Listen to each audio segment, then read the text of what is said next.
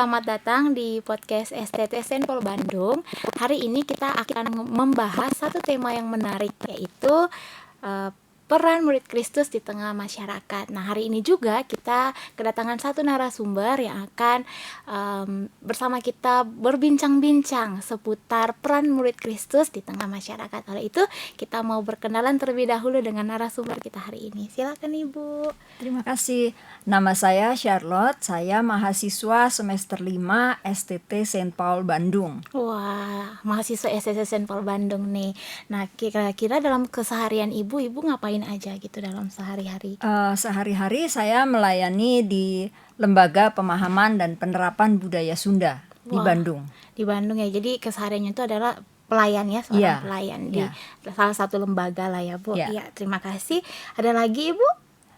Mungkin itu dulu saja dari saya. Nanti kita berbincang-bincang supaya lebih dekat. Asik, supaya lebih dekat kita bakal berbincang-bincang ya. Jadi berkaitan dengan tema kita hari ini Ibu, mengenai peran murid Kristus di tengah masyarakat. Nah, kira-kira nih, kalau menurut Ibu, apa sih manfaat kita menjadi murid Kristus di tengah masyarakat?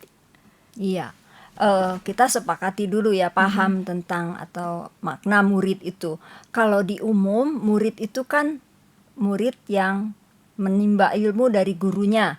Kata peribahasa bahasa Indonesia, guru kencing berdiri, murid kencing berlari. Apa yang dilakukan oleh gurunya, itu dilakukan muridnya.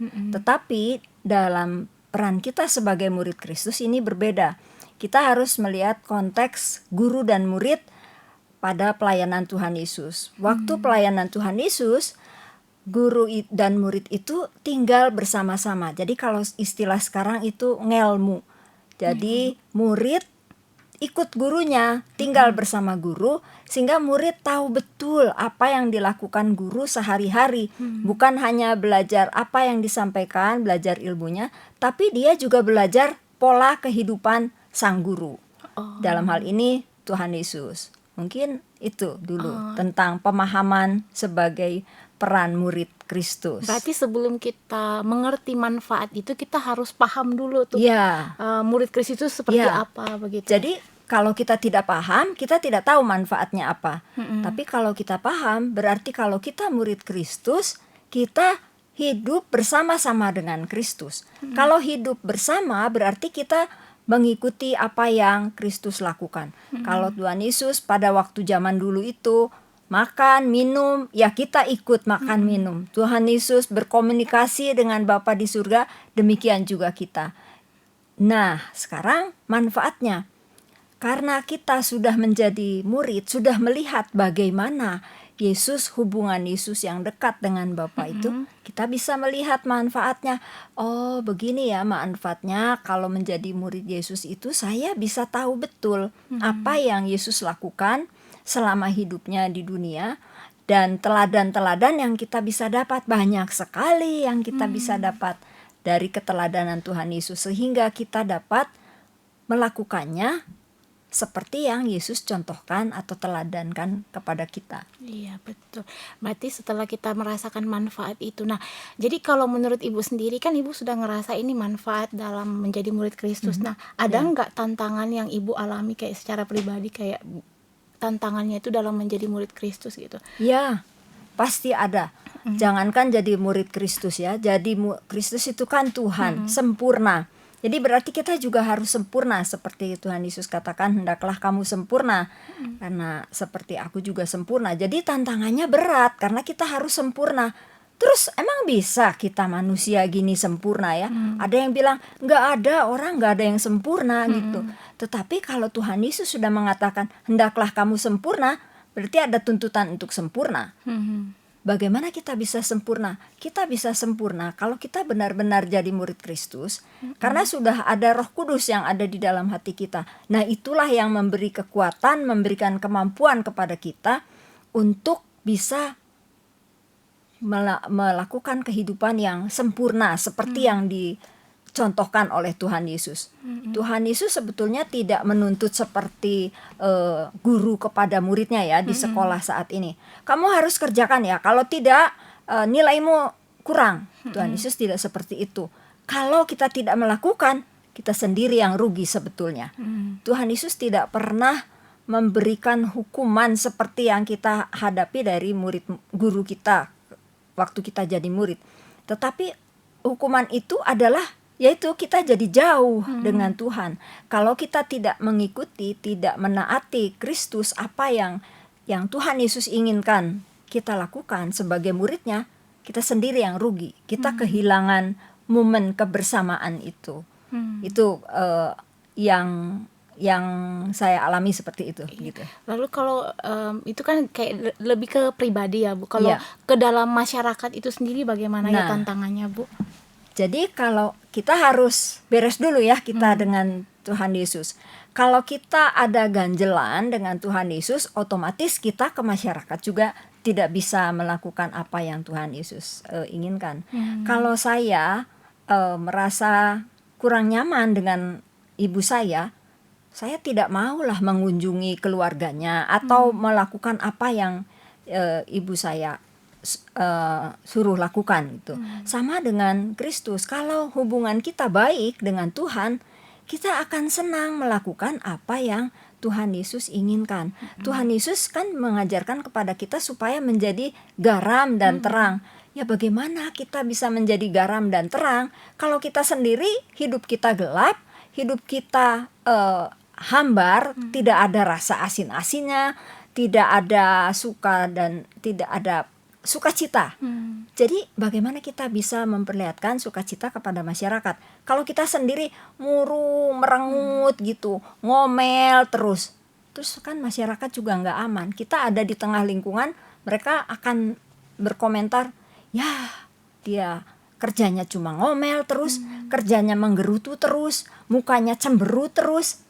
Jadi kita tidak bisa jadi terang di masyarakat, tidak bisa mempengaruhi masyarakat di mana kita berada. Itu. Jadi kayak lebih kalau tantangan menjadi membawa dampak sebagai murid Kristus itu adalah sebenarnya itu pertama tuh dari diri kita sendiri. Memang tantangan pasti banyak, tapi harus balik lagi ke diri kita sendiri gitu. Harus dari diri kita sendiri berdampak baik dulu, baru kita bisa berikan kepada orang lain. Mungkin seperti itu ya Ibu. Betul. Jadi kita sendiri dulu rapih dulu kita ya. Bagaimana kita bisa mengatakan orang lain, kamu kok itu penampilannya seperti itu, kalau kita sendiri belum mandi, belum ganti pakaian dan sebagainya. Kira-kira analoginya seperti itulah. Iya Ibu, ya benar. Nah kalau Ibu sendiri lagi gini, kayak ada nggak suka duka Ibu kayak dalam menjalani peran Ibu sebagai murid Kristus ini di tengah masyarakat begitu, kayak suka duka yang Ibu alami begitu? Banyak ya kalau suka duka. Dukanya itu ya kita tidak bisa, kadang-kadang kita mau mempengaruhi orang lain ya, tetapi tidak bisa, terus kita jadi kecewa. Nah sebenarnya untuk mempengaruhi orang lain kita harus bisa mempengaruhi diri kita sendiri. Ini ambil contoh aja sederhana, kalau kita mau orang lain menghormati kita harus bisa dulu menghormati orang lain. Kan kata Tuhan Yesus, apa yang engkau kehendaki orang lain perbuat kepadamu, perbuatlah itu kepada orang lain. Jadi kalau kita tidak bisa menghormati orang lain, tidak bisa menghargai orang lain, bagaimana orang lain bisa menghargai kita? Jangan dulu menuntut, saya kan lebih tua dari dia, seharusnya dia lah yang menghormati saya. Jangan seperti itu, karena kalau murid Kristus, kata Tuhan Yesus, siapa yang menjadi pemimpin harus menjadi pelayan. Jadi semakin kita merendahkan diri, semakin Tuhan ditinggikan. Begitu. Gitu. Yes, menarik ya Ibu ya. Jadi oke. Kira-kira nih Bu, ada nggak kayak setelah kita ngalamin suka duka hidup bersama dengan sebagai seorang murid gini, Ibu sudah jelaskan tadi, terus ada nggak nasihat yang dapat Ibu berikan kepada kami, mungkin anak-anak muda atau kepada para penonton yang nonton podcast ini, untuk bagaimana menjadi seorang Kristen yang mencerminkan Kristus di tengah masyarakat gitu? Ini sebetulnya tantangan atau pesan yang cukup berat ya untuk disampaikan. Ya kita kalau bicara itu paling mudah, tapi melakukannya itu yang sulit. Namun kita yakin bahwa kalau kita memberi diri dipakai Tuhan, kita akan mengikuti apa yang Tuhan perintahkan kita untuk lakukan. Dengan membaca Alkitab tiap hari, punya waktu teduh tiap hari dengan Tuhan secara rutin dan baik, itu kita bisa memanage ya, mengelola diri kita supaya bisa menjadi teladan bagi orang lain. Jadi kalau bagi saya, pesan saya kepada semua yang menyaksikan podcast ini, yang paling utama hubungan dengan Tuhan dulu. Rapih itu rapih ke semuanya. Itu saja. Ya, jadi bagaimana kita memberi peran atau kita membawa dampak sebagai murid Kristus di tengah masyarakat adalah kehidupan kita ini harus rapi dulu ya. Ya, Nah, kehidupan dengan kita harus Tuhan. rapi dengan Tuhan. Nah, setelah itu kita bisa memberi dampak bagi sesama kita mungkin Iya, seperti ini. iya. Seperti itu. Apakah ada lagi, Ibu?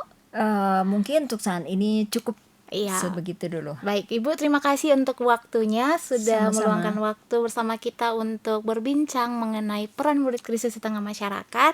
Nah, bagi teman-teman semua, jangan lupa untuk like video ini, bisa di-subscribe juga YouTube kita STT Saint Paul Bandung, dan juga teman-teman bisa tinggalkan komen, mungkin ada masukan dari teman-teman mengenai bagaimana peran menjadi murid Kristus di tengah masyarakat. Teman-teman bisa tuliskan di kolom komentar di bawah. Oke, sampai di sini podcast kita hari ini. Tuhan Yesus memberkati.